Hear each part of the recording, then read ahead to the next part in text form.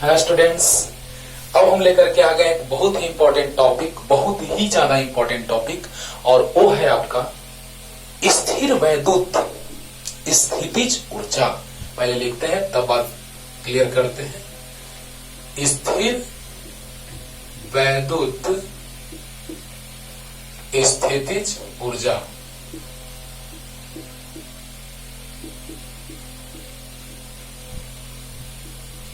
स्थिर वैद्युत स्थितिज ऊर्जा। इंग्लिश का बात अगर किया जाए तो इंग्लिश जिनको अगर देखना होगा वो इंग्लिश वीडियो जस्ट अपलोड कर दिया गया है, उसके बाद हिंदी है ना, तो देखा जाए। स्थिर वैद्युत स्थितिज ऊर्जा, इलेक्ट्रोस्टैटिक पोटेंशियल एनर्जी, राइट। तो आइए स्टार्ट करते हैं बच्चों।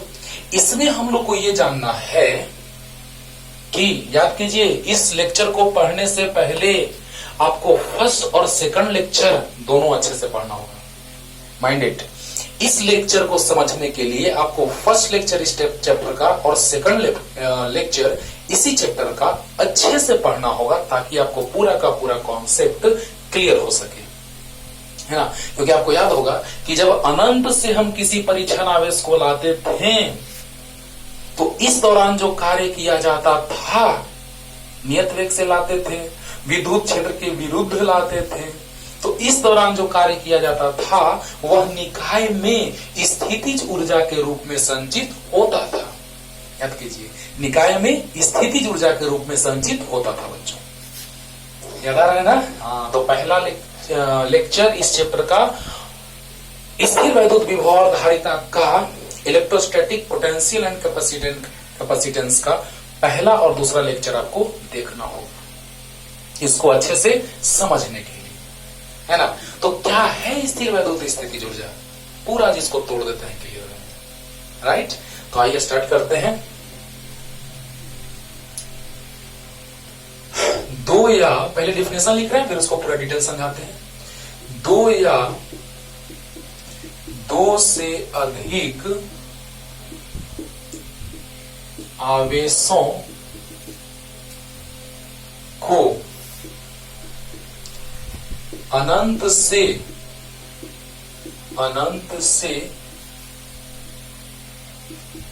एक दूसरे के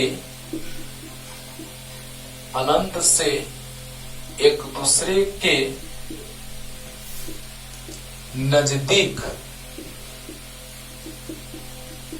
लाई जाती है, एक दूसरे के नजदीक लाई जाती है या एक दूसरे के नजदीक लाकर निकाय का निर्माण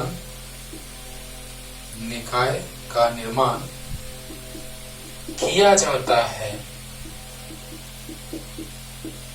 इस दौरान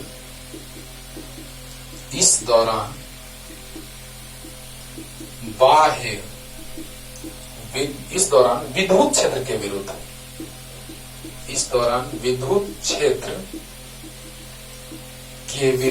बाह्य क्यों नहीं अभी क्लियर करेंगे, 3 पॉइंट पहले बतलाएंगे। इस दौरान विद्युत क्षेत्र के विरुद्ध, बाह्य नहीं, वो अपने ही क्षेत्र के कारण होगा, उसी आवेशों के निकाय में से क्षेत्र का बात किया जाएगा, बाह्य नहीं, अभी समझाते हैं, क्लियर। इस दौरान विद्युत क्षेत्र के विरुद्ध लाने में किए गए बाह्य कार्य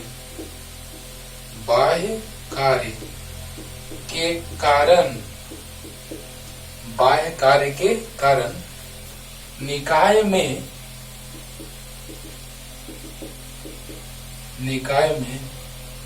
संचित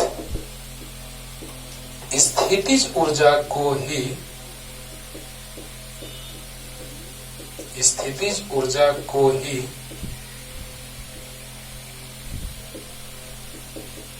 स्थिर वैद्युत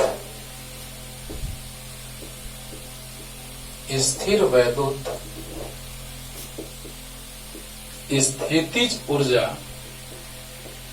कही जाती है।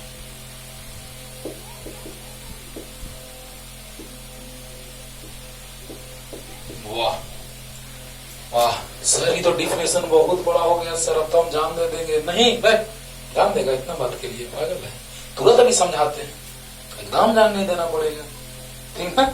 हाँ तो आइए क्लियर करते हैं पूरा का पूरा।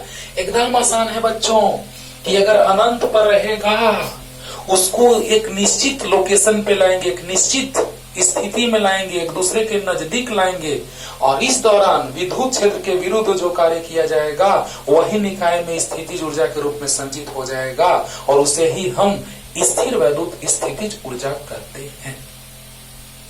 क्लियर हो रहा है ना? तो कैसे क्लियर होगा, अभी थोड़ा सा रुक जाइए। जैसे मान लिया जाए, अभी क्लियर करते हैं पूरा अच्छे से, है ना।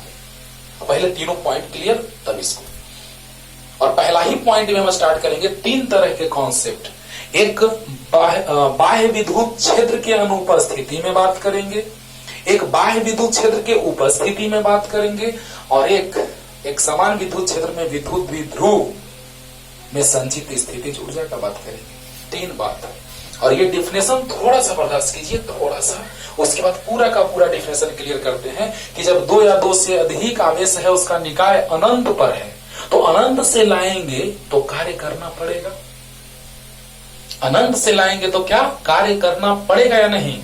तो करना पड़ेगा सर। तो बतलाइए, वही जो कार्य किया जाएगा कैसे? तो विद्युत क्षेत्र के विरुद्ध जो बाह्य कार्य किया जाएगा, मेरे द्वारा किया गया कार्य है, वही कार्य निकाय में स्थितिज ऊर्जा के रूप में संचित हो जाता है, और उसी ऊर्जा को ही कहा जाता है स्थिर वैद्युत स्थितिज ऊर्जा।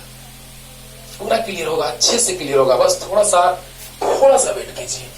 देखिए डिफिनेशन रटना नहीं है, समझ के याद करना है।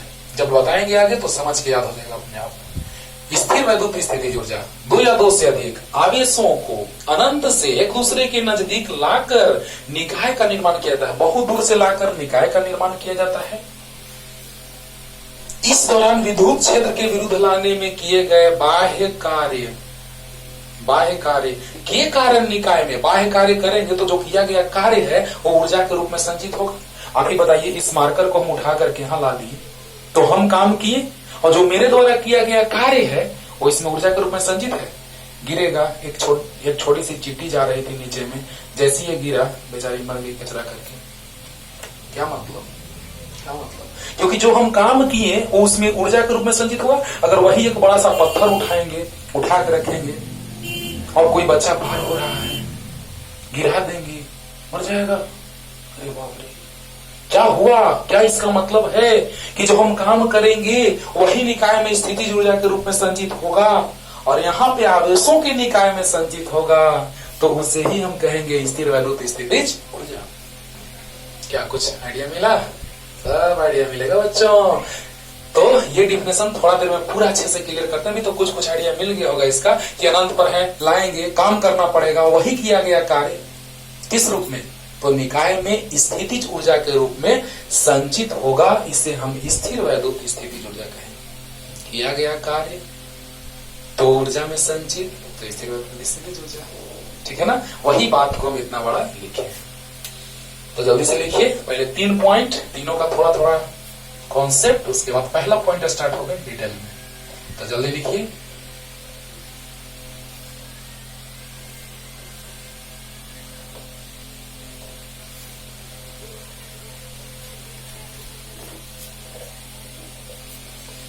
पहला पॉइंट क्या है बाबू? सबको डिटेल में, पहला दूसरा तीसरा तीनों चलेगा। आज पहला चलेगा डिटेल में, पूरा डिटेल में। तो पहला क्या है कि बाह्य विद्युत क्षेत्र के अनुपस्थिति में, डिफिनेशन पूरा क्लियर होगा। इसी से पहला ही पॉइंट से क्लियर होगा पूरा डिफिनेशन। रटने का बात नहीं है, अच्छे से समझ के पढ़ना है, नो रटाफिकेशन, राइट। हाँ, तो बताइए, बाह्य विद्युत क्षेत्र के अनुपस्थिति में दो या दो से अधिक आवेशों के निकाय की स्थितिज ऊर्जा, यही पहला हेडिंग होगा मेरा, है ना। बाह्य विद्युत क्षेत्र की अनुपस्थिति में दो या दो से अधिक आवेशों के निकाय की स्थितिज ऊर्जा, और इसी को डिटेल में बताएंगे, हम नहीं लिख रहे हैं, है ना, या इसको छोड़ देंगे और दोनों मिटा देंगे, फिर ये चलेगा डिटेल में। ठीक है, तो दूसरा नंबर बार बार बोल रहे हैं, जिनको इंग्लिश देखना होगा, इंग्लिश का वीडियो भी अपलोड किया हुआ है, पढ़ते रहिए, देखा जाए। अब बाह्य विद्युत क्षेत्र की उपस्थिति में बात करेंगे। बाह्य विद्युत क्षेत्र की उपस्थिति, बाह्य विद्युत क्षेत्र की उपस्थिति में एक या एक से अधिक, वाह सर यहां दो या दो से अधिक लिखे, यहां एक या एक से अधिक, एक से अधिक, अभी बता दें बाबू, दम है इस पॉइंट में, एक या एक से अधिक आवेशों के निकाय की स्थितिज ऊर्जा। वाह सर ये भी बताइएगा, तो हाँ बाबू बताएंगे। और अब एक समान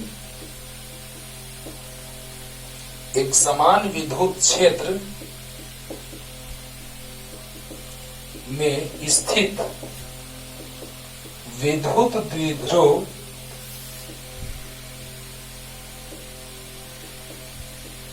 की स्थितिज ऊर्जा,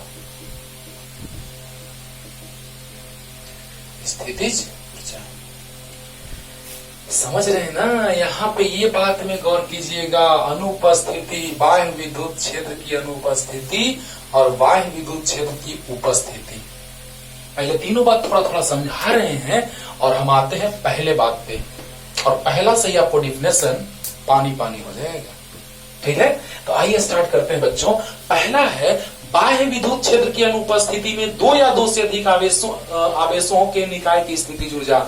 मतलब हम लोग दो या दो से अधिक आवेशों के निकाय का बात करेंगे जिसमें, जिस क्षेत्र में बाहर का कोई विद्युत क्षेत्र उपस्थित नहीं होगा, उस क्षेत्र में बाहर से कोई बाहर आवेश के कारण या कोई बाहरी क्षेत्र उपस्थित नहीं होगा, तो बात करेंगे।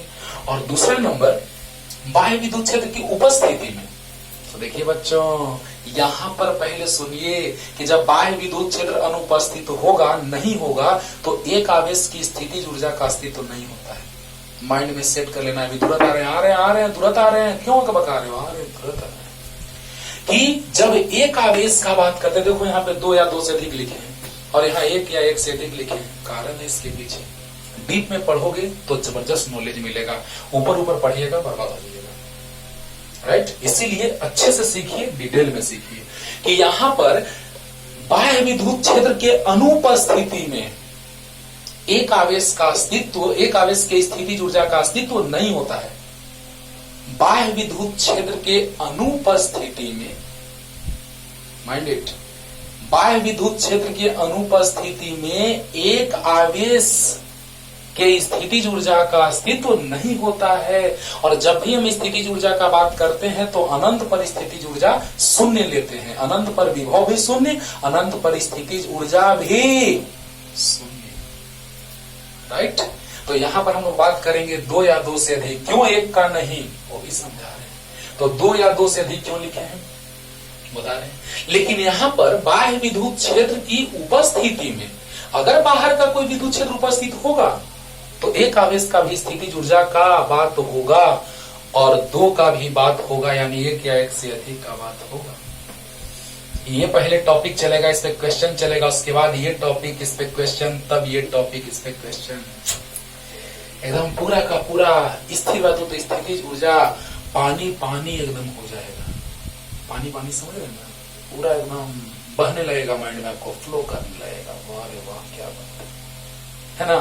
तो देखिए अगर बाह्य विद्युत क्षेत्र अनुपस्थित है तो दो या दो से अधिक आवेश, क्योंकि कम से कम आवेश होना चाहिए, दो एक आवेश के स्थितिज ऊर्जा का अस्तित्व नहीं होता है।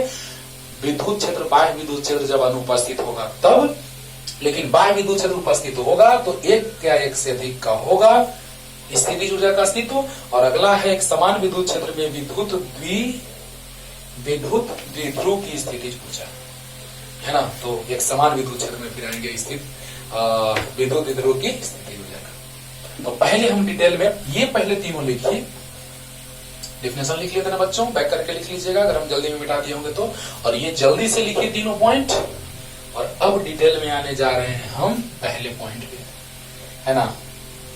बाह्य विद्युत क्षेत्र उपस्थित रहेगा तो विद्युत द्विध्रुव, अगर एक समान विद्युत क्षेत्र में रहेगा तो दोनों का डिटेल कॉन्सेप्ट आगे, पहले इसको जल्दी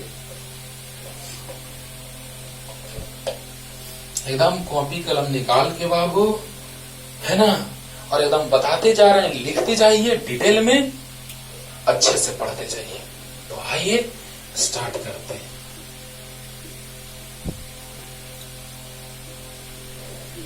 बाह्य विद्युत क्षेत्र, बाह्य विद्युत क्षेत्र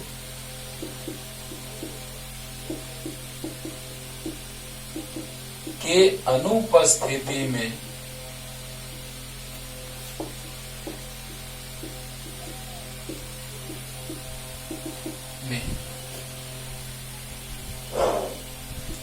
अनंत पर स्थित,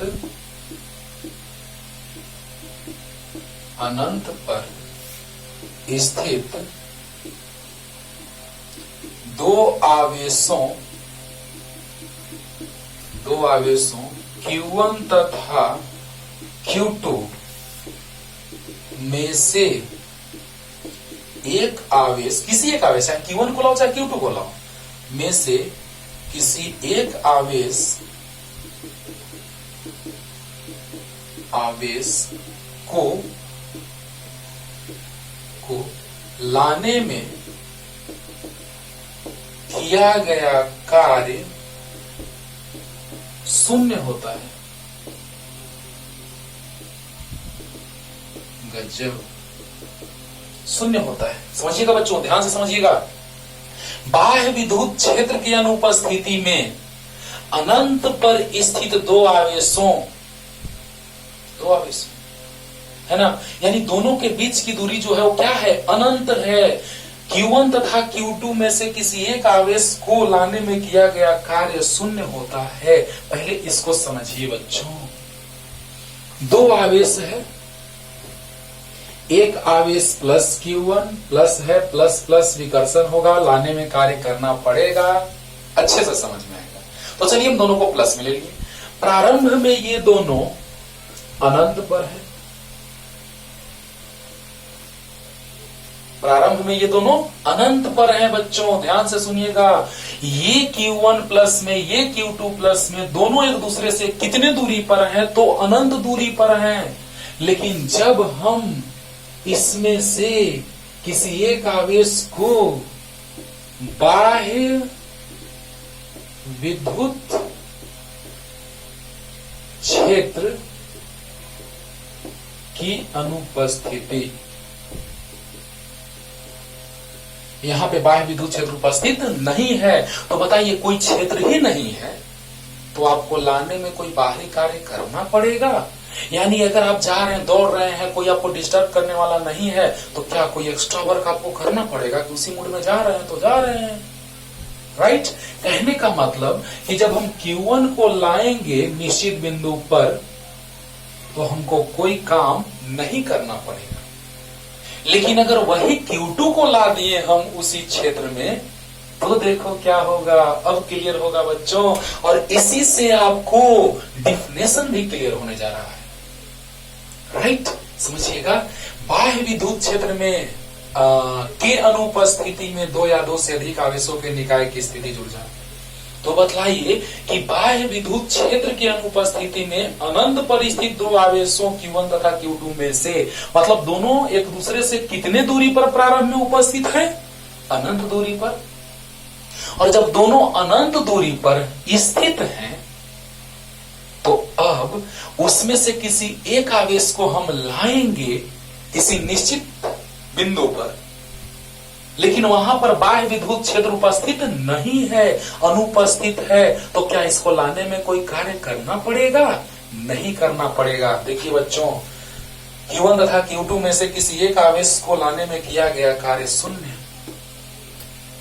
अब बोलिए, अब जब हम दूसरे को लाएंगे, पहले से क्षेत्र नहीं था तो इसको लाएं तो कार्य नहीं करना पड़ा, लेकिन अब हम जब Q2 को लाएंगे किसी निश्चित दूरी पे, तो बताइए ये कहेगा कि अब हम तुमको नहीं आने देंगे।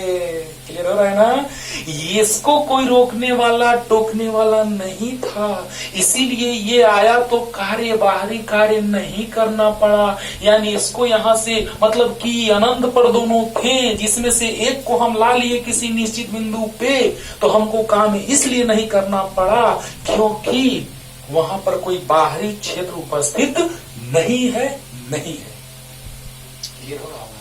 लेकिन अब जब हम इसको लाएंगे तो ये उसको नहीं आने देगा, अब हमको काम करना पड़ेगा। समझिएगा बच्चों। लेकिन अगर बाह्य विद्युत क्षेत्र उपस्थित रहता तो एक ही आवेश को लाने में काम करना पड़ता। ये बात है जो अगला हेडिंग दूसरा नंबर था। और इसी से डिफिनेशन क्लियर होने जा रहा है। जल्दी से इतना लिखिए तो जल्दी।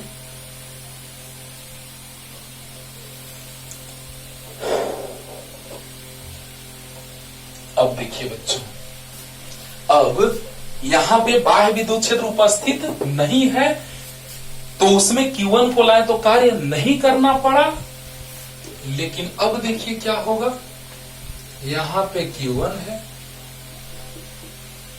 प्लस Q1, लेकिन अब Q2 को हम यहां ला दिए। अब क्या होगा रे बाबा, Q2 को अनंत से यहां ला दिए। ये बिंदु मान लीजिए, ये वो बिंदु। अब बताइए किसी निश्चित दूरी पर लाएं तो क्या कार्य करना पड़ेगा ना? हाँ, तो बताइए क्यों? क्योंकि पहले से अगर कोई बाहरी विद्युत क्षेत्र उपस्थित नहीं था तो Q1 को लाने में कोई कार्य नहीं करना पड़ा। लेकिन जब हम अब आवेश Q2 को अनंत से, क्योंकि अनंत पर थे, तो अनंत पर स्थितिज ऊर्जा 0। क्यों बोलिए? क्योंकि K Q1 Q2 by R होता है। R अनंत है, अरे यार, K Q1 Q2 by R अनंत है। अनंत मतलब 1/0, 0 ऊपर जाएगा तो अनंत पर स्थितिज ऊर्जा कितना हो जाएगा? 0। विभव भी 0 आया था, याद करो। अनंत पर विभव भी 0 था और स्थितिज ऊर्जा का मान भी 0 है। कहां? अनंत पर। तो बतलाइए बच्चों कि अनंत पर प्रारंभिक मान लिए, जो अनंत पर 0 स्थितिज ऊर्जा है कि नहीं है? तो है सर। अब देखिए, अब आपको हम बतलाए थे कि इसके कारण यहां विभव कितना, आवेश प्लस Q1 के कारण ए बिंदु पर उत्पन्न विद्युत विभव बराबर VA बराबर K into plus Q1 by R। याद कीजिए V बराबर क्या होता है फॉर्मूला, KQ बाई R, तो KQ1 बाई R। इतना क्लियर हुआ बच्चों कि नहीं हुआ? हो गया होगा।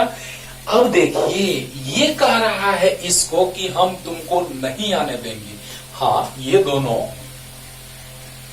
बाह्य नहीं है, ये एक दूसरे के कारण, इसके कारण यहाँ क्षेत्र उत्पन्न हो रहा है अब, और वहां विभव उत्पन्न हो रहा है। कोई बाहरी क्षेत्र उपस्थित नहीं है, वो दोनों आवेश हैं, उसमें से किसी एक के कारण क्षेत्र उत्पन्न हुआ जो उसको नहीं आने दे रहा है ना? तो हम वहां से ला रहे हैं तो कार्य किया जाएगा। अब याद कीजिए, V बराबर याद है W/Q, तो यस सर। तो W equal to Q into V, तो यस सर। अब देखिए, इसी का यूज करेंगे बच्चों। तो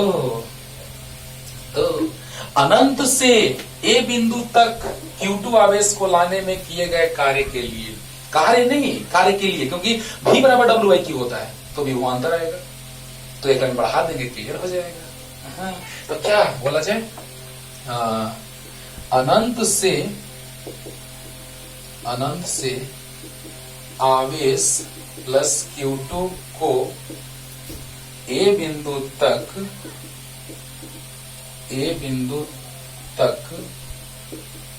लाने में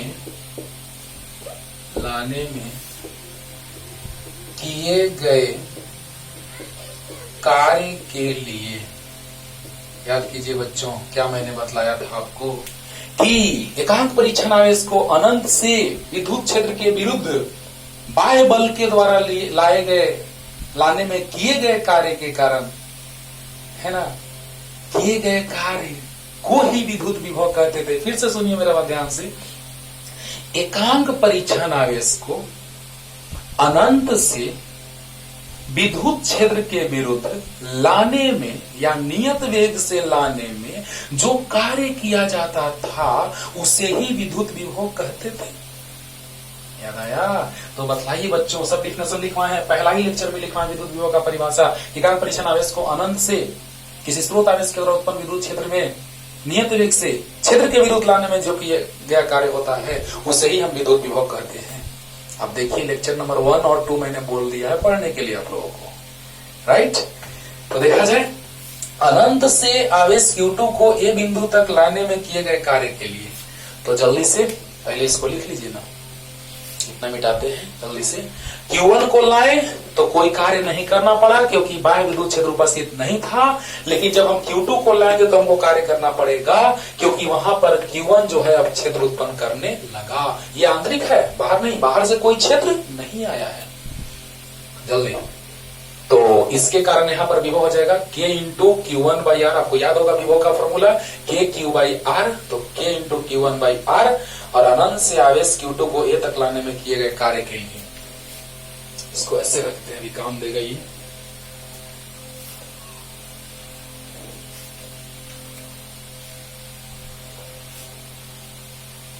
देखा जाए, याद है जब हम इसको यहां से लाते थे बाहरी कार्य करना पड़ता था, तो यहां से जब हम इसको लाते थे तो इसलिए बाहरी कार्य करना पड़ता था क्योंकि यहाँ का विभव ज्यादा वहां का विभव कम था।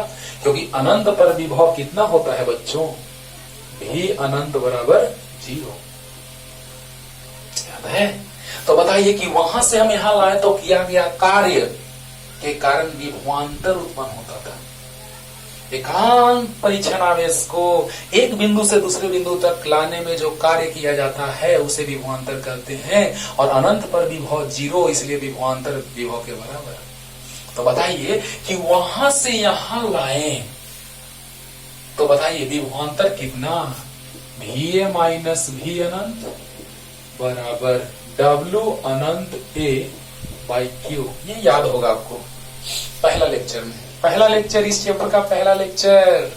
तो बतलाइए VA माइनस V आ चुका है, माइनस अनंत पर विभव 0 और W Anant A by Q।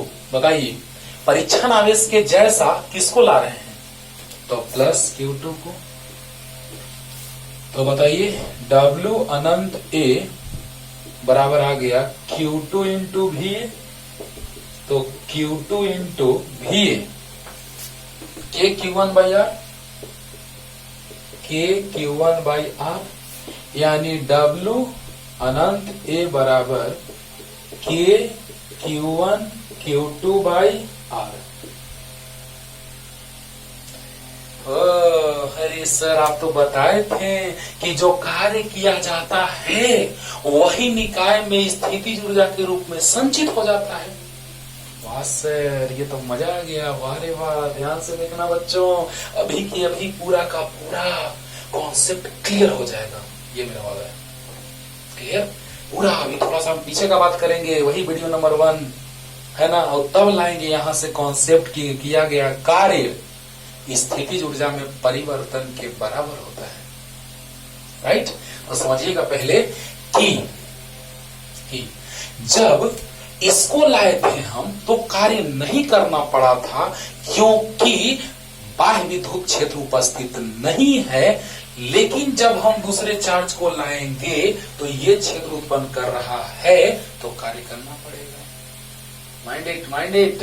तो समझिए बच्चों कि जब हम इसको यहां से यहां लाएंगे तो किया गया कार्य बटा आवेश बराबर विभवांतर होता था। विभव में अंतर बराबर कार्य बटा आवेश। याद कीजिए, पहला लेक्चर देखना है आपको, पहला दूसरा नहीं देखिएगा, पूरा का पूरा 100% समझ में नहीं आएगा। अगर वो देख लिए तो 100% समझ में आएगा। क्लियर?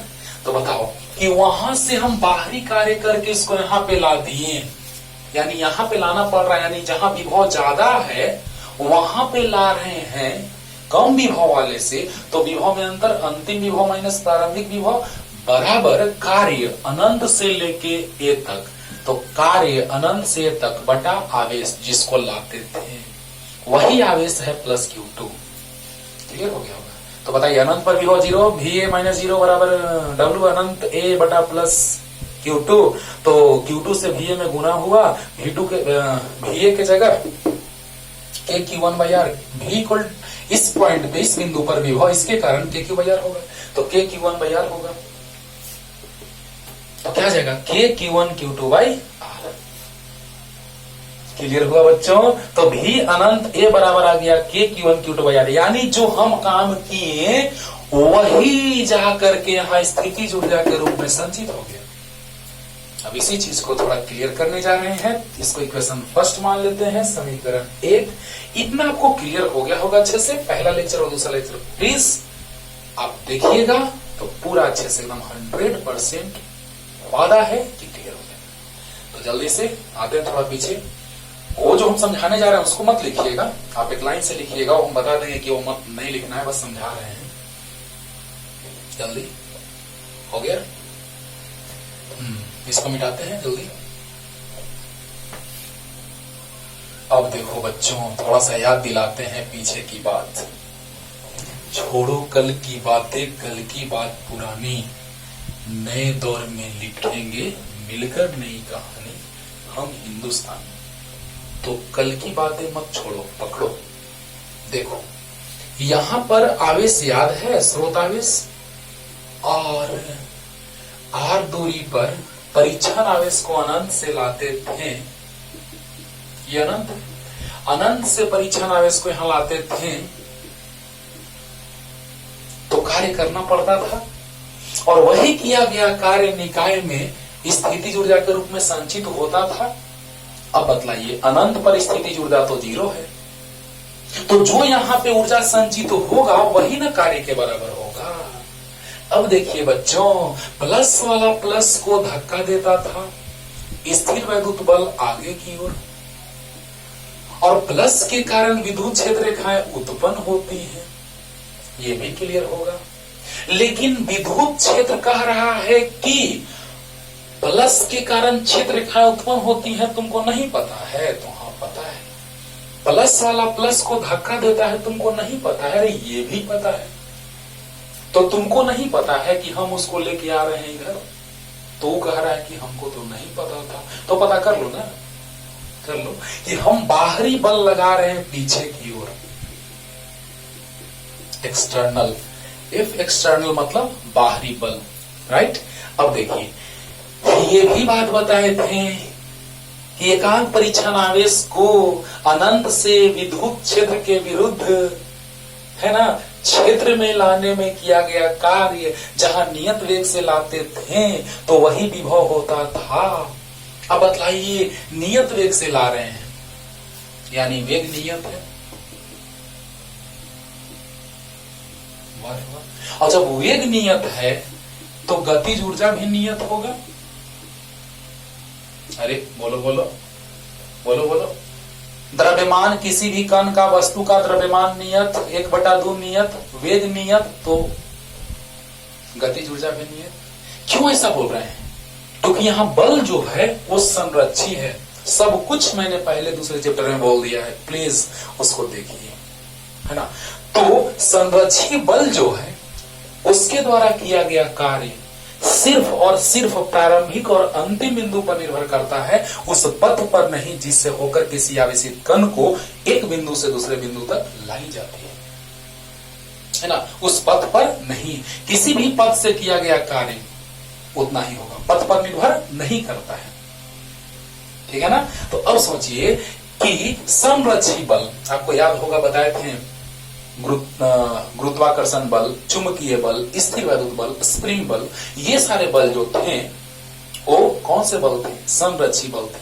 और संरक्षी बल के द्वारा किया गया कार्य जो होता है वह सिर्फ प्रारंभिक और अंतिम बिंदु पर निर्भर करता है, उस पथ पर नहीं जिससे होकर आवेश को एक बिंदु से दूसरे बिंदु तक ले जाया जाता है। ठीक है ना बाबू। हाँ, तो बोलिए सिर्फ अब स्थापित कर रहे, ये नहीं ऐसे ले जाए ऐसे ले जाए, कैसे भी ले जाओ वही, क्योंकि कार्य जो होता है W Q इंटू V, अगर डेल्टा भी लेंगे डेल्टा W तो विभव में अंतर VA माइनस VB या VB माइनस VA जो ज्यादा होगा, और जैसे ही लूप में लेंगे विभव तो 0, यानी प्रारंभिक और अंतिम विभव, यानी कि रास्ते के विभव पे नहीं, रास्ता में कहा विभव, प्रारंभिक और अंतिम बिंदु का विभव है। या विस्थापन कार्य, विस्थापन निर्भर करता है प्रारंभिक और अंतिम बिंदु पे, तो कार्य बराबर बल गुना विस्थापन। वहां से भी पता चला कि सिर्फ प्रारंभिक और माइंडेड, सिर्फ प्रारंभिक और अंतिम बिंदु पे निर्भर करता है। क्या बात समझ आ रहा है? क्यों ये बोल रहे हैं कि पता चलेगा तुरंत, मिटा दें। अच्छा, अब याद कीजिए कि जब हम, पहला नंबर तो ये कि अनंत पर स्थितिज ऊर्जा 0, वही जैसे हम अनंत पे माने तो उसी फिगर को फिर से बनाएंगे, क्लियर होगा। तो बताइए वेग नियत, गतिज ऊर्जा नियत, यानी ऊर्जा में हानि नहीं हो रहा है, यानी जो हम काम किए, जो किया गया मेरे द्वारा कार्य है, बाहरी कार्य, वह निकाय में स्थितिज ऊर्जा के रूप में संचित हो चुका है। ऊर्जा क्षय नहीं हो रहा है, ऊर्जा उत्पन्न नहीं हो रहा है, सिर्फ एक रूप से दूसरे रूप में परिवर्तित हो रहा है। यह ऊर्जा संरक्षण का सिद्धांत है। तो बताइए जब हम यहां से यहां ले जाएंगे तो हम जो काम करेंगे वो निकाय में स्थितिज ऊर्जा के रूप में संचित होगा। तो मान लीजिए कि अंतिम स्थितिज ऊर्जा निकाय का U, अंतिम UF बराबर U मान लीजिए, क्योंकि स्थितिज ऊर्जा को P डॉट E से, EP से या U से सूचित किया जाता है। ज्यादा फेमस ये है, यहाँ पे हम इसी को लेकर चलते हैं, स्थितिज ऊर्जा। बोलो बोलो, देखिए ठीक है। तो अब देखो बच्चों, यहां पर कैसे पता चलेगा कि जो किया गया कार्य है स्थितिज ऊर्जा के रूप में संचित हुआ, तो बाह्य कार्य के कारण जो बाह्य कार्य है वो धनात्मक या ऋणात्मक स्थितिज ऊर्जा में परिवर्तन के, और स्थिर वैद्युत बल के कारण जो कार्य हुआ वो ऋणात्मक की धनात्मक। अरे वाह, कंफ्यूजन, नो कंफ्यूजन। देखो ध्यान से, यहां पर दो तरह के कार्य आ रहे हैं और दोनों क्लियर करने जा रहे हैं कि अनंत से जब हम इसको लाएंगे तो हमको काम करना पड़ा, यानी बाहरी कार्य। बाहरी कार्य जरा सा देखिएगा तो, ध्यान दीजिएगा तो बच्चों, अंतिम ऊर्जा माइनस प्रारंभिक ऊर्जा, किया गया कार्य जो होता है वो ऊर्जा में परिवर्तन के बराबर होता है, बराबर होता है। ध्यान से समझना। और यहां पर बताओ, विस्थापन पीछे कर रहे हैं, कि विद्युत क्षेत्र कह रहा है कि हम तुमको आगे भगाएंगे, और हम करें कि हम तुमको पीछे ले जाएंगे। मतलब क्या? मतलब ये कि विस्थापन पीछे और बाहरी बल भी पीछे। याद है, कार्य बराबर ऊर्जा में परिवर्तन कार्य के बराबर होगा, लेकिन कौन कार्य के प्लस और कौन कार्य के माइनस के बराबर अभी क्लियर करते हैं। ऊर्जा में परिवर्तन, किया गया कार्य, ये तो पता होगा। अरे यहां से इसको ले गए तो हम काम किए, तो ऊर्जा में परिवर्तन, अंतिम ऊर्जा माइनस प्रारंभिक ऊर्जा, ऊर्जा में परिवर्तन, किया गया कार्य। बहुत अच्छा। तो देखिएगा, याद कीजिए, कार्य W एक्सटर्नल, याद करो, F डॉट S लिखो या F डॉट H लिखो या F डॉट डेल्टा X या DH लिखो, कुछ भी लिखो। यहाँ ये विस्थापन, ये बल है। तो बल और विस्थापन दो सदिशों का अदिश गुणनफल कार्य आता है। 11th में वेक्टर में भी इसको बताते हैं और कार्य ऊर्जा शक्ति चैप्टर में भी इसको बताया जाता है। तो देखिए बच्चों, F डॉट X, बाहरी कार्य तो बाहरी बल गुना विस्थापन, तो बाहरी बल और विस्थापन into cos theta. Cos theta, अरे बोलो बोलो, F dot S, F dot S, तो कार्य जो आया वो F डॉट S आया, यानी कि बाहरी बल पीछे लग रहा है और विस्थापन भी पीछे कर रहे हैं इसका। पीछे विस्थापन पीछे यानी बीच का कोण 0 डिग्री, एक ही दिशा में तो बीच का कोण 0 डिग्री। cos 0 1 होता है तो प्लस में आ गया, बाहरी कार्य प्लस में। अभी देखो, अब वर्क डन अगर हम इलेक्ट्रोस्टैटिक निकालें तो क्या हो जाएगा बच्चों? तो बताइए F इलेक्ट्रोस्टैटिक इंटू S। लेकिन अब बताइए स्थिर वैद्युत बल आगे यही कार्य निकाले थे जो आया था वहां से फॉर्मूला KQ/R, और वहीं से विभव का फॉर्मूला निकाले थे लेक्चर नंबर 2 जाकर के देखिए। ठीक है, अब देखिए स्थिर वैद्युत बल तो FEL, विस्थापन S cos। बोलिए स्थिर वैद्युत बल आगे और विस्थापन पीछे, बीच का कोण 180 डिग्री। तो आया था cos 180 - 1। लेक्चर नंबर 2 देखो ना, क्लियर हो जाएगा। तो बताइए सर, यहां से दो बातें कि बाहरी जो कार्य है, बाहरी बल के द्वारा कार्य वह धनात्मक और स्थिर वैद्युत बल के द्वारा किया गया कार्य ऋणात्मक। अरे अभी एग्जाम्पल से क्लियर करेंगे। अभी फार्मूला इसके बाद, इसके डिराइव करने के बाद तुरंत हम एग्जाम्पल एक लेंगे, उससे क्लियर करेंगे पूरा अच्छे से। प्लस प्लस के लिए क्लियर करेंगे, प्लस माइनस, माइनस माइनस के लिए आप करके लाइए, कमेंट कीजिएगा। ठीक है, एकदम क्लियर हो जाएगा पूरा अच्छे से। अगर ऐसे क्लियर नहीं होगा Q1 Q2 लेने पे ना, तो मान लेना प्लस 20 माइनस 10 ऐसे लेके, नहीं तो कंफ्यूजन होता है बच्चों को, है ना। Q1 Q2 सर कौन माइनस कौन प्लस, सर कंफ्यूज नहीं होना है। सोचिए बच्चों, पहले देखा जाए कि बाहरी बल के द्वारा किया गया कार्य जो आया, बल पीछे विस्थापन पीछे कार्य प्लस, स्थिर वैद्युत बल के द्वारा कार्य तो स्थिर वैद्युत बल आगे विस्थापन पीछे तो कार्य माइनस।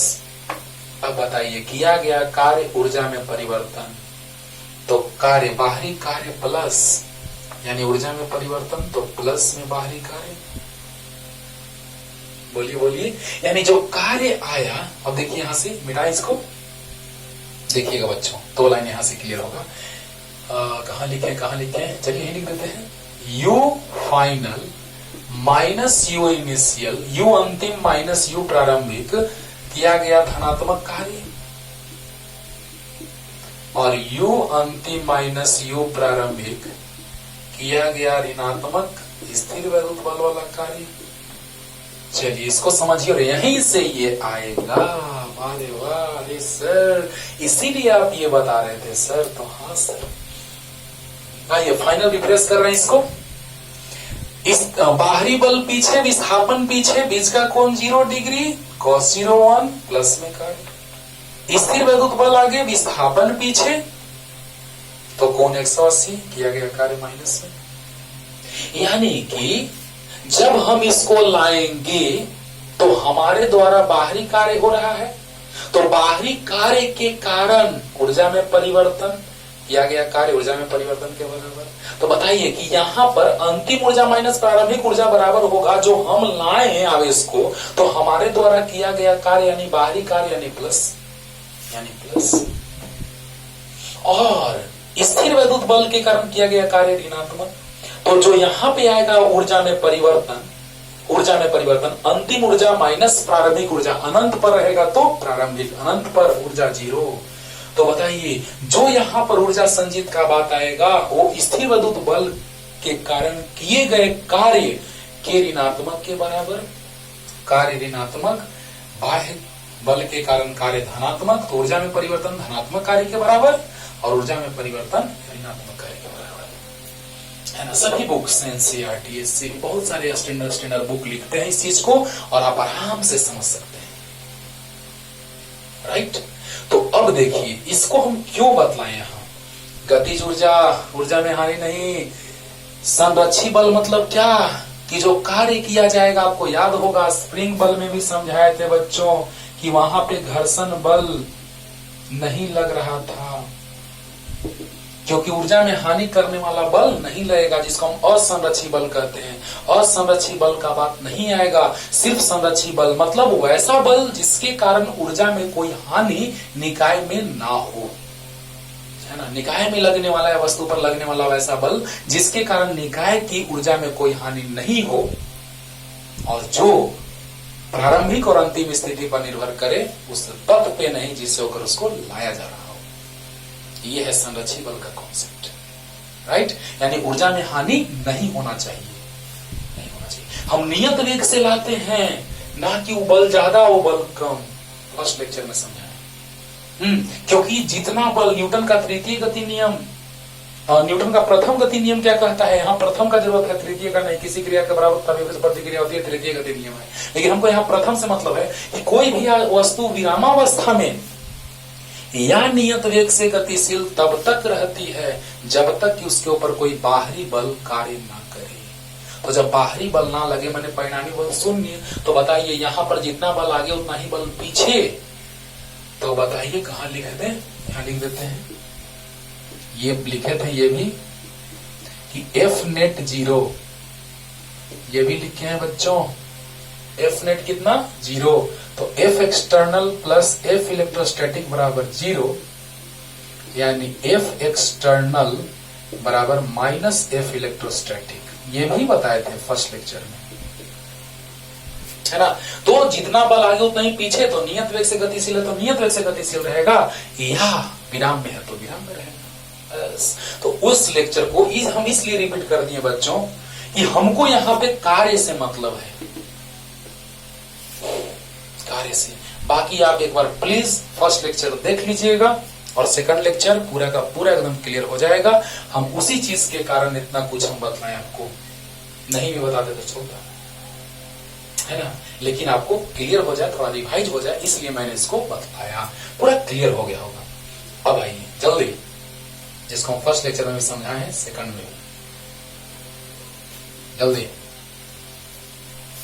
अब देखिए बच्चों, अब क्या होगा।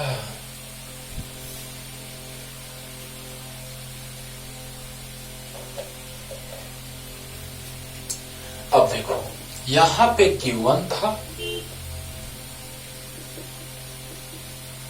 और यहां पे हम Q2 को ला दिए थे, अनंत से लाए थे Q2 को निश्चित बिंदु पर। देखिए डिफिनेशन याद हो रहा है ना कि दो या दो से अधिक आवेशों के निकाय, है ना, में से सभी आवेशों को अनंत से एक दूसरे के नजदीक लाई जाती थी। हाँ, और और विद्युत क्षेत्र के विरुद्ध लाने में जो कार्य किया जाता था उसके कारण जो निकाय में ऊर्जा संचित होता था, बाह्य विद्युत क्षेत्र नहीं। क्योंकि यहाँ पे जो क्षेत्र उत्पन्न हो रहा है इस आवेश के कारण, याद होगा अभी तुरंत बतलाए हैं कि बाह्य विद्युत क्षेत्र की अनुपस्थिति में इसको लाने में किया गया कार्य शून्य था, नहीं तो भी होता। बाह्य विद्युत क्षेत्र उपस्थित रहता तो इसके कारण भी स्थितिज ऊर्जा निकाय में होता। क्लियर? तो बोलिए, याद है अभी हम वहां पे फिगर बनाए थे कि यहाँ पे बाह्य विद्युत क्षेत्र की अनुपस्थिति लिखे थे, Q1 को लाए थे तो कार्य नहीं करना पड़ा था क्योंकि कोई रोकने वाला नहीं है, कोई डिस्टर्ब करने वाला नहीं है, तो बाहरी कार्य नहीं करना पड़ेगा। लेकिन जैसे ही Q2 को लाया गया तो बताइए अब E उसको डिस्टर्ब कर रहा है, रोक रहा है, रोक रहा है। यानी कि यहां पर जब Q1 को ला दिए R दूरी पर Q2 को, तो कार्य करना पड़ेगा और वो कार्य आ चुका है, आ चुका है। अब देखिए बेटा इसको, हाँ, तो बाह्य विद्युत क्षेत्र की अनुपस्थिति में एक आवेश को लाएंगे तो कार्य नहीं करना पड़ेगा, दूसरा आवेश को लाएंगे तो इसके कारण वो प्रभाव डालेगा, इसके कारण क्षेत्र उत्पन्न हुआ है, जिसके कारण ये लाने में, वहां अनंत से लाने में कार्य करना पड़ेगा। और बताइए अंतिम ऊर्जा को यूं मान ली। देखिए बच्चों, क्यों समझाए हम पीछे का चीज, अब सामने आने जा रहा है कि ऊर्जा में परिवर्तन, किया गया कार्य बराबर, किया गया कार्य बराबर ऊर्जा में परिवर्तन।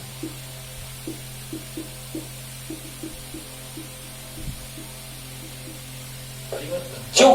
क्योंकि जो लाने में किया गया कार्य है वो निकाय में स्थितिज ऊर्जा के रूप में संचित होगा।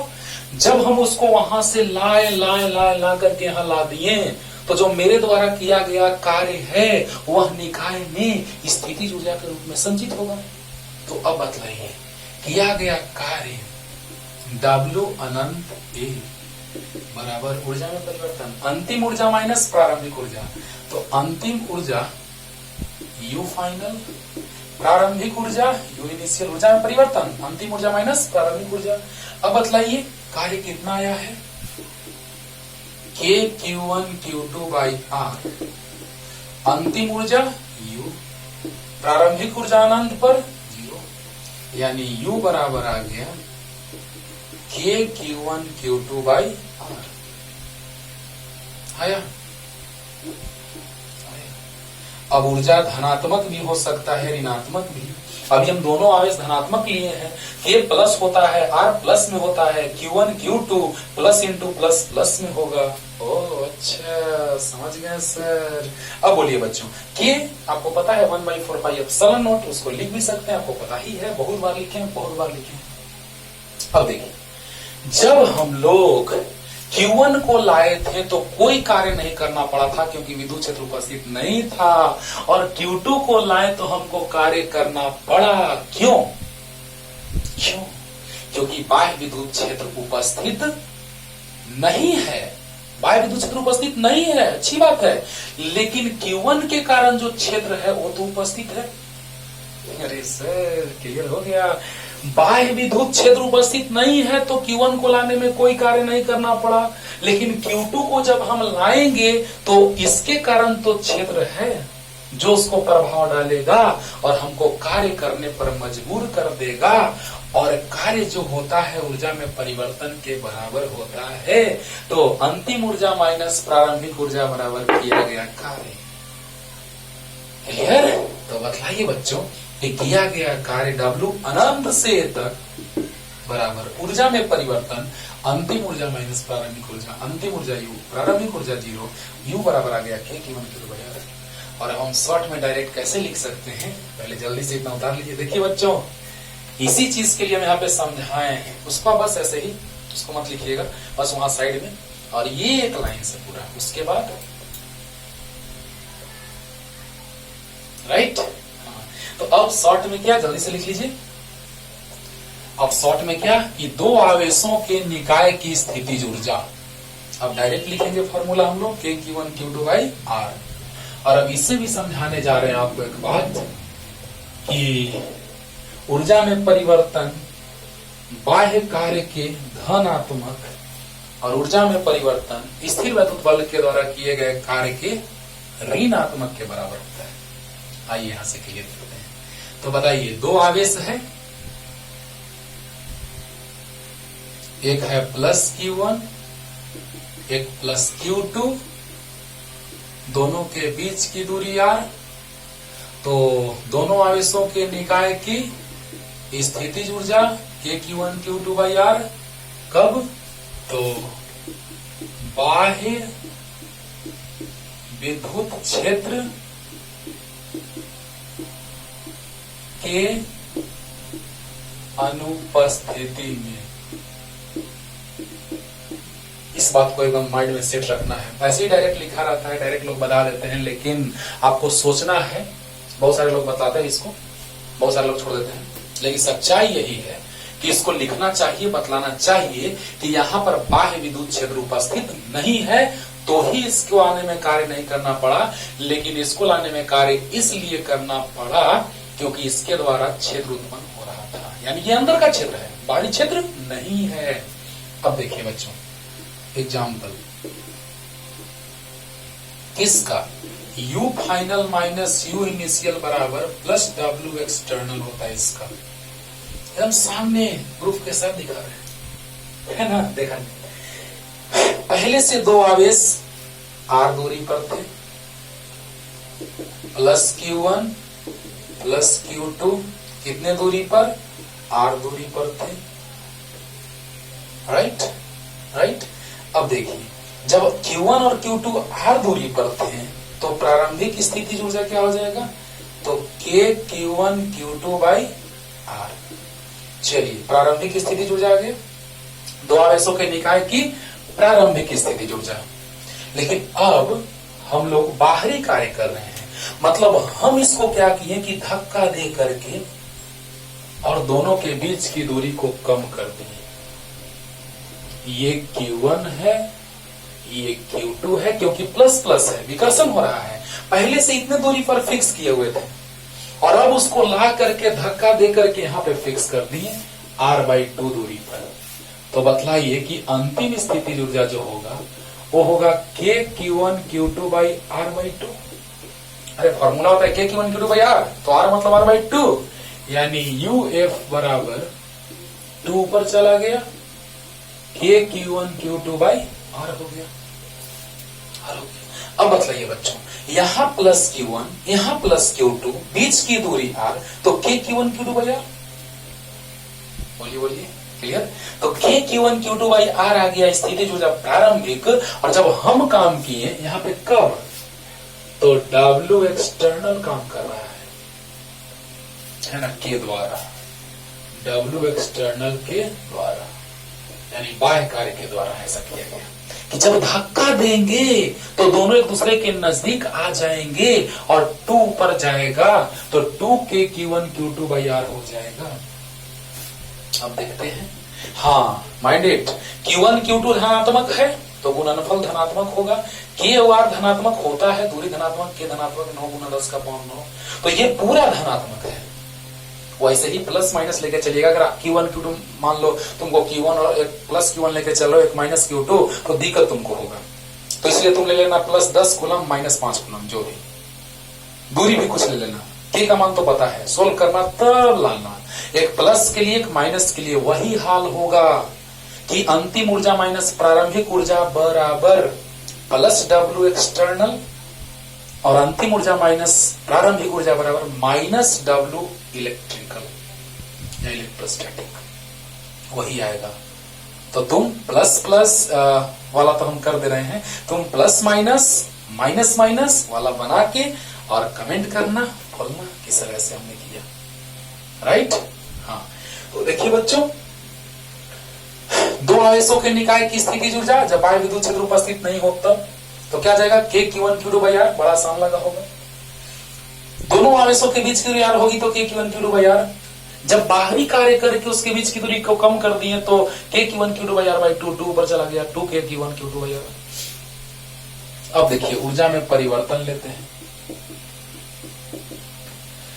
तो 2kq1q2/r माइनस kq1q2/r, घटाएंगे 2 में से गया 1, यानी कि RLCM 2 में से गया 1, यानी kq1q2/r आ गया। अब आप बताइए, q1 plus q2 plus plus into plus plus r plus में k प्लस में, तो पूरा प्लस में, यानी u final minus u initial बराबर पॉजिटिव। अब याद कीजिए, तो याद है, u final minus u initial बराबर प्लस W एक्सटर्नल, बाहरी कार्य, यानी कि जब आवेशों को एक दूसरे के नजदीक ले जाने के लिए, यानी दोनों पर बाहरी कार्य करने के लिए जब बात की जाती है, तो ऊर्जा में परिवर्तन प्लस में बाहरी कार्य के बराबर होता है, W एक्सटर्नल के द्वारा, यानी किसके द्वारा हमने कार्य किया, तो बाहरी।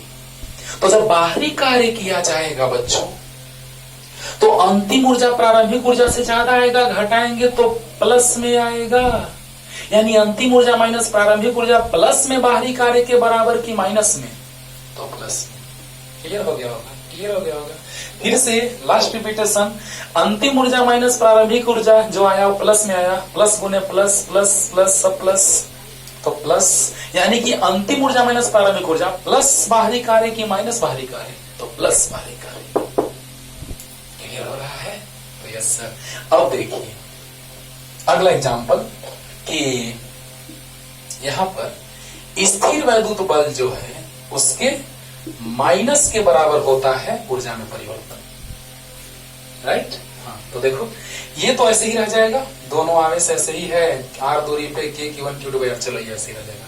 लेकिन अब बतलाओ बच्चों, इधर बदलेगा, लिख लेना, पॉज करके लिख लिया होगा, या बैक करके थोड़ा पॉज करके लिख लीजिएगा, जल्दी से लिख लीजिएगा, बैक करके थोड़ा, जिस समय भी समझा रहे थे तो बैक करके लिख लीजिएगा, राइट?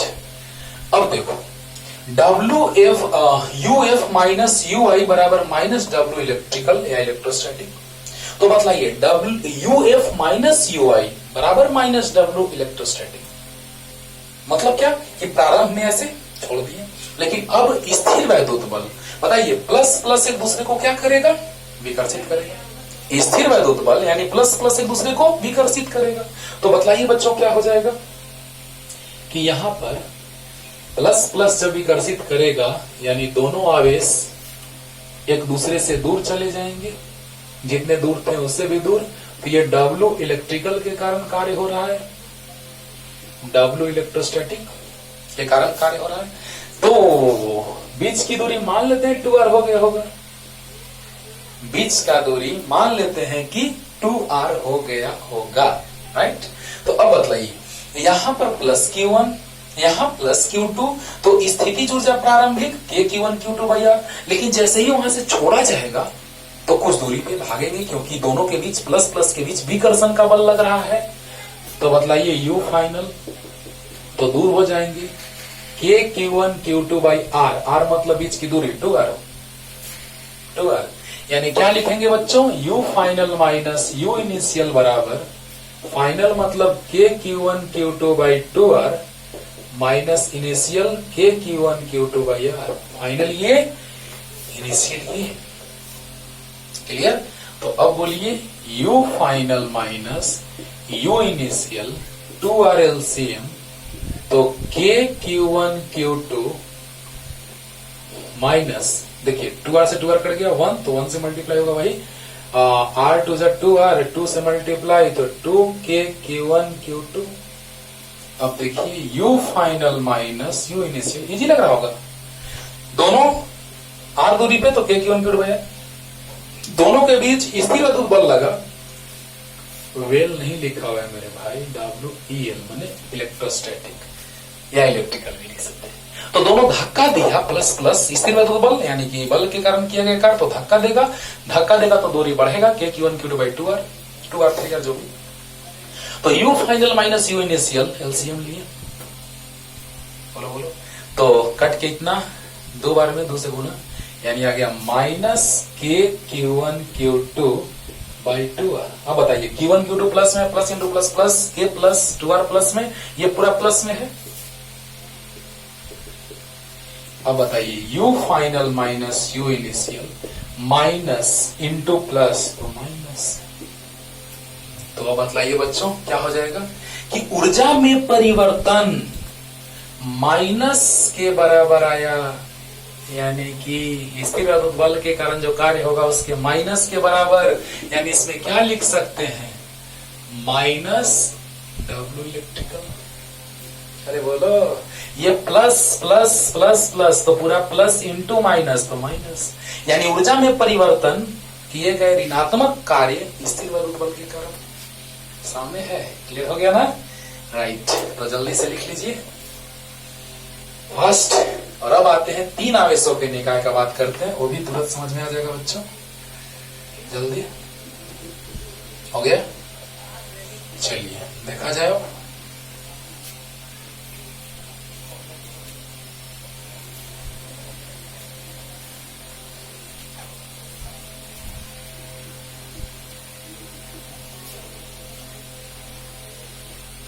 आज पूरा थ्योरी क्लियर करते हैं, न्यूमेरिकल अगले क्लास में ये पूरा थ्योरी क्लियर कर लीजिएगा। वैसे तो डायरेक्ट हम फार्मूला बताएंगे, डायरेक्ट आंसर आएगा, लेकिन फार्मूला से नहीं ना होगा यार, है ना। अब देखिए अगला 3 आवेशों, पहला 2 आवेशों के निकाय किसी भी जुड़ा तो K Q1 Q2 भैया, लेकिन अब 3 आवेशों के निकाय की स्थितिज ऊर्जा।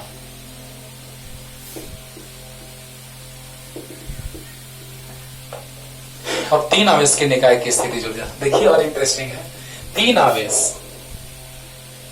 तीनों आवेश प्रारंभ में अनंत पर है, बहुत दूर है ना। 3 आवेश प्रारंभ में एक दूसरे से बहुत दूर है, यानी ये अनंत है, इसके बीच की दूरी, ये भी अनंत है, एट मत समझना। और ये भी अनंत है। चलो ये Q1 है, ये Q2, ये Q3। देखो बच्चों कितना स्टाइल से एकदम क्लियर कर देते हैं तुरंत। आइए, पहला आवेश को लाने में कोई कार्य नहीं करना पड़ेगा। आराम से समझिएगा, ध्यान से। पहला आवेश को लाने में कोई कार्य इसलिए नहीं करना पड़ेगा क्योंकि बाह्य विद्युत क्षेत्र उपस्थित है कि अनुपस्थित, तो अनुपस्थित। तो बताइए कि पहले आवेश को लाने में कोई काम नहीं क्योंकि विद्युत क्षेत्र अनुपस्थित है। चलो बहुत खुश खुश, यस। अब देखिए, अब Q2 को हम ला रहे हैं अनंत से, प्लस Q2 को ला रहे हैं अनंत से यहां पे, ध्यान से बच्चों, प्लस Q2 को। तो इसमें कितना कार्य करना पड़ेगा? तो बताओ, सबसे पहले यहां से जब इसको लाएंगे तो वही वाला हाल हो गया, जस्ट पीछे भी बताएं Q1 Q2 वाला, कि इसके कारण यहाँ विभव उत्पन्न होगा। दूरी मान लेते हैं 1 2 के बीच R12, तो यहाँ पे विभव जो आएगा V1 मान लेते हैं, तो KQ1 बाई R12। तो बताइए V बराबर याद है बच्चों W बाई Q, तो W equal to Q into V। तो यहां भी लाने में जो कार्य होगा W1 मान लेते हैं, Q जिसको ला रहे हो आवेश, अब इंटू विभव, यानी W1 बराबर आ गया Q2 into KQ1 by R12, यानी आ गया W1 बराबर KQ1 Q2 बाई R12। वाह, एक कार्य आ गया। समझिएगा, ध्यान से समझिएगा, मजा आएगा, एकदम तुरंत क्लियर हो जाएगा बच्चों, ध्यान से। अगर पहला आवेश को हम लाएंगे, अगर पहला आवेश को हम लाएंगे तो हमको कोई कार्य नहीं करना पड़ेगा। बताइए, अगर पहला आवेश को लाएंगे, किसी भी एक आवेश को ला लेंगे शुरू में, तो हमको काम नहीं करना पड़ेगा। क्यों? क्योंकि बाह्य विद्युत क्षेत्र उपस्थित नहीं है, तो एक आवेश को लाने में कोई कार्य नहीं करना पड़ेगा। लेकिन जब दूसरा कार्य को लाएंगे तो ये कह रहा है कि हम तुमको नहीं आने देंगे, नहीं आने देंगे, यानी कि उसको लाने में कार्य करना पड़ेगा। अभी जस्ट पीछे बताया, जस्ट पीछे दो आवेशों के निकाय वाला, बोलो बोलो, हाँ। तो मतलब बच्चों कि जब इसको हम लाएंगे तो याद है V बराबर W बाई Q, तो W बराबर Q इंटू V। बताइए, इसके कारण यहाँ पर विभव, इस आवेश के कारण यहाँ पर विभव होगा KQ बाई R, तो V1 बराबर KQ1 by R12। Clear? Yes sir. तो बताइए, W बराबर Q इंटू V, जिस आवेश को ला रहे हैं O इंटू V यानी V1, जिस आवेश को ला रहे हैं O इंटू V1 यानी Q2 इंटू V1, तो Q2 और V1 KQ1 बाई R12, यानी V1 के जगह पे KQ1 बाई R12। क्लियर? तो बताइए, W1 जो आया वो कितना आया? KQ1 Q2 by R12। Clear हुआ? लास्ट रिपीटेशन आराम से सुनिएगा। इसके कारण यहाँ पर विभव होगा, वो होगा KQ1 बाई R12, क्योंकि KQ बाई R होता है। और इसको जब यहां से यहां लाएंगे तो कार्य करना पड़ेगा, तो कार्य बराबर होता है वो आवेश गुना उस बिंदु पर विभव। तो Q2 V1 का मान रख दिए, गुना कर दिए। क्लियर हो गया होगा? Finish? Finish? Yes sir.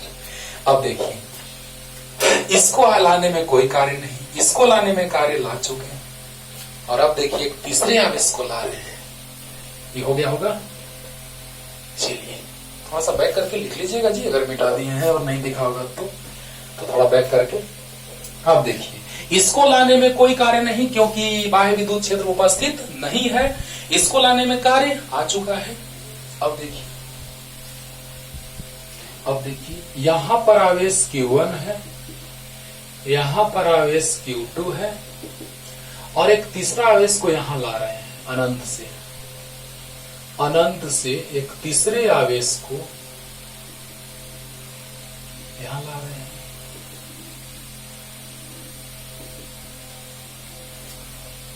Right?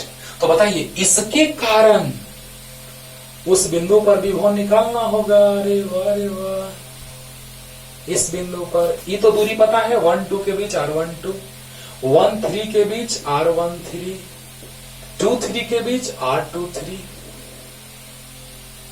बोलो तो बताइए, इसको लाने में कोई कार्य नहीं करना पड़ा। अब ध्यान दीजिए बच्चों, इसको लाने में कोई कार्य नहीं करना पड़ा क्योंकि बाह्य विद्युत क्षेत्र उपस्थित नहीं है। इसको लाने में कार्य करना पड़ा जो सामने है। क्या? तो इसके कारण इस बिंदु पर विभव और आवेश, तो Q इंटू V से W आ गया। ये तो बहुत अच्छे से समझा दिए, क्लियर हो गया होगा, राइट? अब देखिए, अब इसके कारण यहां और इसके कारण यहां विभव निकालेंगे, तब न कार्य आएगा Q इंटू V। अरे वाह सर, देखो देखो देखो, यहां कार्य निकाले तो इसके कारण विभव गुना आवेश। एकदम आराम से समझिएगा। यहां पर अगर हमको विभव का बात करना था तो इसके कारण विभव और ये आवेश, तो कार्य आ गया Q इंटू V। उसी तरह से इन दोनों के कारण यहां विभव निकाल लेना होगा और Q इंटू V कार्य हो जाएगा। क्लियर? तो बताइए, इस बिंदु पर जो विभव आएगा वो कितना बोलिए? V बराबर, ध्यान से, K into Q1 by R13 plus K into Q2 by R23। दिया गया। तो बताइए, Q3 को अनंत से यहां तक लाने में किया गया कार्य W Q3 इंटू V। बोलिए, Q3 को यहां से इस बिंदु पर लाने में किया गया कार्य Q इंटू V, यानी Q3 इंटू V मतलब K Q1 by R13 plus K Q2 by R23। तो जब इसको गुना करेंगे तो आएगा K Q1 Q3 by R13 plus K Q2 Q3 by R23। समझिएगा, ये तो अच्छे से समझ में आ गया होगा। लेकिन एक बार फिर से देखिए कि इसके कारण यहां पर विभव गुना आवेश, क्योंकि वहां समझाना है। इसके कारण विभव गुना आवेश, तो कार्य आ गया। उसी तरह से अब Q1 Q2 पहले से आ गया है, Q1 Q2 पहले से आ चुका है, तो Q3 को यहां से यहां लाएंगे तो बताइए, इसके कारण यहां विभव चाहिए, इसके कारण यहां विभव गुना आवेश कार्य आ जाएगा। क्लियर हो रहा है ना? तो बताइए बच्चों, क्या हो जाएगा? तो इसके कारण विभव यहां पे आएगा कितना? तो K Q1 बाई R13 और इसके कारण K Q2 बाई R23, क्योंकि विभव के लिए आवेश चाहिए और दूरी चाहिए। विभव के लिए आवेश चाहिए और दूरी चाहिए, तो बताइए इसके कारण यहां पर विभव तो कितना? तो K Q1 बाई R13 और इसके कारण K Q2 बाई R23। तो बताइए विभव निकल गया उस बिंदु पर इन आवेशों के कारण। क्लियर? तो बताइए, इस आवेश के कारण यहां पर विभव, तो K Q1 बाई R13, इस आवेश के कारण यहां पर विभव, तो K Q2 by R23। Clear? अब बताइए, किया गया कार्य, इसको यहां लाने में कार्य, तो कार्य बराबर होता है विभव गुने आवेश। तो विभव इस बिंदु पर गुने आवेश, यानी Q3 इंटू V निकाल लिए, पुट कर दिए। तो बताइए, K Q1 Q3 by R13 plus K Q2 Q3 by R23। Clear? अब बताइए, कुल जो आ जाएगा कार्य वो स्थितिज ऊर्जा में संचित होगा। तो पूरे निकाय की स्थितिज ऊर्जा क्या हो जाएगी? अरे वाह, लिखा हुआ है, चलो ना, लिखा हुआ है, बराबर U। तीन आवेशों के निकाय की स्थितिज ऊर्जा, तीन आवेशों के निकाय की स्थितिज ऊर्जा, तो कितना? तो किया गया कार्य जो होता है स्थितिज ऊर्जा के रूप में संचित होता है। बहुत दूर से लाए, डिफिनेशन भी क्लियर हो रहा होगा कि अनंत से किसी निश्चित दूरी पर लाने में जो कार्य होता था उसके कारण जो ऊर्जा संचित होता था स्थितिज ऊर्जा, उसे ही हम स्थिर वैद्युत स्थितिज ऊर्जा कहते थे। डिफिनेशन पढ़िए, पानी हो जाएगा, है ना? तो तीन आवेशों के निकाय की स्थितिज ऊर्जा, तो यहां पे इसको लाने में कार्य 0, क्योंकि बाह्य विद्युत क्षेत्र उपस्थित नहीं है। ये कार्य प्लस वो कार्य कुल आ गया, तो W1 कितना? तो K Q1 Q2 by R12 plus W K Q1 Q3 by R13 plus ये लिख दें, चलिए लिख दें, प्लस के Q2Q3 बाई R23। वाह, आ गया। और अभी शॉर्ट में समझाते हैं, ये हुआ डिटेल मेथड। आराम से क्लियर हो गया होगा कि इसके कारण विभव उत्पन्न हुआ, विभव में आवेश से गुना कर दिए, कार्य आ गया। और इस दोनों के कारण यहाँ पर विभव उत्पन्न हुआ, उसमें आवेश से गुना किए, कार्य आ गया। क्योंकि कार्य एकांक परीक्षण आवेश को अनंत से किसी क्षेत्र में लाने में किया गया कार्य विभव कहा जाता है ना। तो बताइए कि वहां से V बराबर W/Q कहिए या W बराबर Q/V कहिए। तो इसके कारण स्लो मोशन, इसके कारण यहां पर विभव V1 तो कार्य Q/V, इस दोनों के कारण विभव इतना और इंटू आवेश बराबर कार्य इतना। और इसको जोड़ दिए तो क्या गया, कुल स्थितिज ऊर्जा आ गया। अब देखिए इसको शॉर्ट में कैसे, तो ऐसे ध्यान से सुनिएगा, वही चीज आएगा एकदम सामने। देखिए पूरे निकाय की स्थितिज ऊर्जा क्या, K Q1 Q2 by R12 plus K Q1 Q3 by R13 plus K Q2 Q3 by R23। आ गया, आसानी से आ गया। लेकिन डिटेल में कैसे आया, सामने है। कैसे लिखना है आप समझ रहे हैं। पहले यहां से स्टार्ट करना है, यहां तक पहुंचना है, फिर यहां से यहां एंड हो जाना है, यहां से चलना है ना, वहां तक पहुंचना है, वहां से यहां एंड हो जाना है। क्लियर दिख रहा ना, दिख रहा होगा यार, अरे दिख रहा होगा यार। तो बताइए तीनों आवेशों के निकाय की कुल स्थितिज ऊर्जा आराम से एकदम शॉर्ट में समझ सकते हैं। K Q1 Q2 by R12 plus K Q1 Q3 by R13, K Q1 Q2 by R12 plus K Q1 Q3 by R13 plus K Q2 Q3 by R23। Clear होगा, हो गया होगा। तो जल्दी से उतार लीजिए, समझ रहे हैं कैसे, ऐसे ऐसे ऐसे ऐसे ऐसे ऐसे, ठीक ना। हाँ, जल्दी पॉज करके लिख लीजिएगा फिर। चलिए अब एक पॉइंट लिखने जा रहे हैं जो कल क्वेश्चन बनाने में बहुत ही काम देगा। पीछे भी क्वेश्चन बनाए थे कि दो आवेश समान परिमाण का था, जिसके मध्य बिंदु पर आवेश -Q/4 आया था। IIT का क्वेश्चन था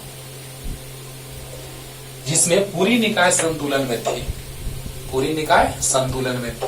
तो वो पॉइंट लिख रहे हैं, लेकिन इसको कल क्वेश्चन जब करेंगे तो क्लियर हो जाएगा। MBBI जब पूरी निकाय संतुलन की स्थिति में हो तो उसकी कुल स्थितिज ऊर्जा शून्य होती है। जैसे इसको हम समझाते हैं ऐसे, बार बार हम एग्जाम्पल लेते हैं कि क्लासरूम के सारे बच्चे बेहोश हो गए, क्लासरूम के सारे बच्चे बेहोश, तो उस पूरे निकाय की स्थितिज ऊर्जा, कुल स्थितिज ऊर्जा शून्य। यानी जब दो से अधिक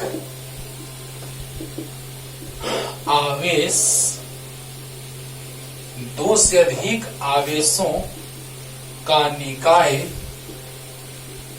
संतुलन की स्थिति में हो तो निकाय की कुल स्थितिज ऊर्जा शून्य होती है।